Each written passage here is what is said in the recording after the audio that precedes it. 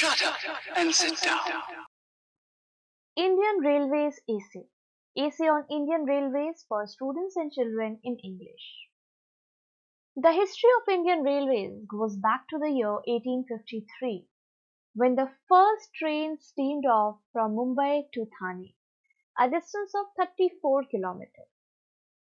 Since then, Indian Railways has grown into a vast network of 7,043 stations spread over a route length of 62,600 kilometers, with a fleet of 7,806 locomotives, 39,929 coaches, 3,444 electric multiple units, and 3,46,394 wagons in 1993. The growth of Indian Railways during these years can be said to be phenomenal. The network runs multi-gauge operations including broad gauge, meter gauge, and narrow gauge. The railways in India provide the principal mode of transportation for freight and passengers. It brings people together from the farthest, sightseeing, pilgrimage, and education. India Railways have been a great integrating force during the last 100 years. It has integrated the economic life of the country and helped in accelerating the development of industry and agriculture. Indian Railways is the single largest employer in the world with about 2 lakh employees.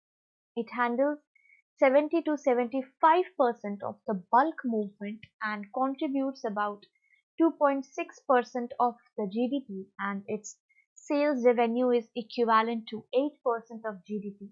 Its engine efficiency is 92%, and it boasts the highest asset utilization rate in the world.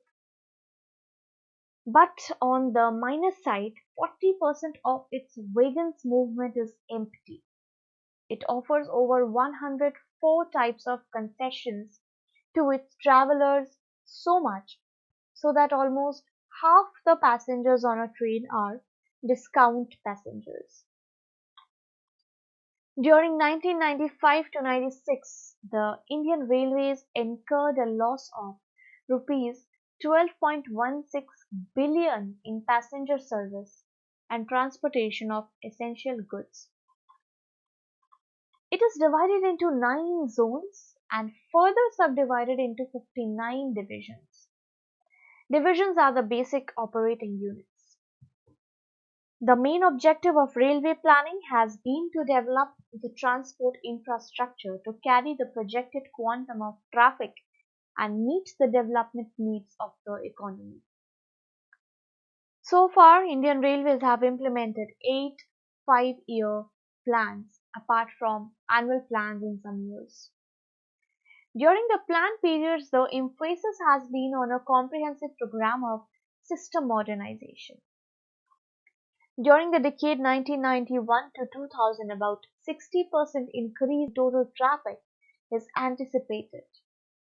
With most of the hardcore routes nearly saturated, it is going to be the most challenging to maintain viability in the face of rising cost and competition from the private section in transportation by roads.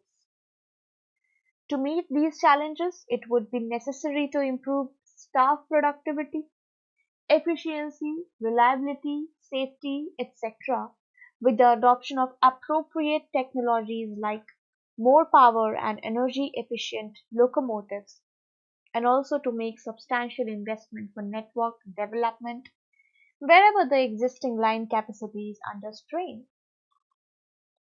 The project Unigauge was launched in 1992 to 93, and under it, the Indian Railways is determined to transform the existing meter and narrow gauge into broad gauge by 2004. About 12,000 kilometers of lines has been identified for conversion by 1997, the end of the 8th 5-year plan. The gauge conversion during 1952 to 1992 has been 3,100 kilometers. Between electrification was done, with this, out of 62,600 route kilometer, 12,875 route kilometer have been electrified. The target for 1996 to 97 is 634 kilometer, with which the 8th plan target of 2,700 kilometer will be achieved.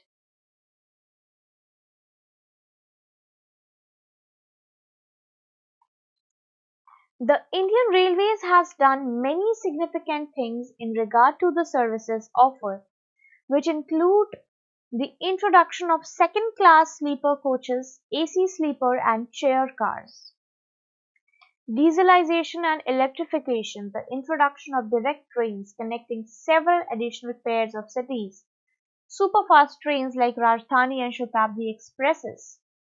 But still, there are many areas where customer satisfaction is not there. For example, as regards safety, punctuality, sanitation, amenities on trains is still much to be done and improved. Corruption is rampant in railways and the number of accidents is on the increase. The cases of bomb explosions, robberies, thefts, etc. are also increasing. The Indian Railways need a massive restricting and reorientation to customize to the needs of the customers. The falling share of the railways traffic is another point of concern. In the 1950s, it carried over 80% of both passenger and freight traffic. Today, its share of originating passenger traffic is just 20% and that of freight 35%. The plain support for the railways has also fallen from 80% to about 15% of the total capital expenses during the last 5 years. Yet, the monolith railways carries over 70 to 75% of the bulk traffic and 80% of the long distance passenger traffic. The AF Ferguson report has made many suggestions and recommendations to affect mass restructuring in regard to passenger traffic, cargo movement and organizational matters.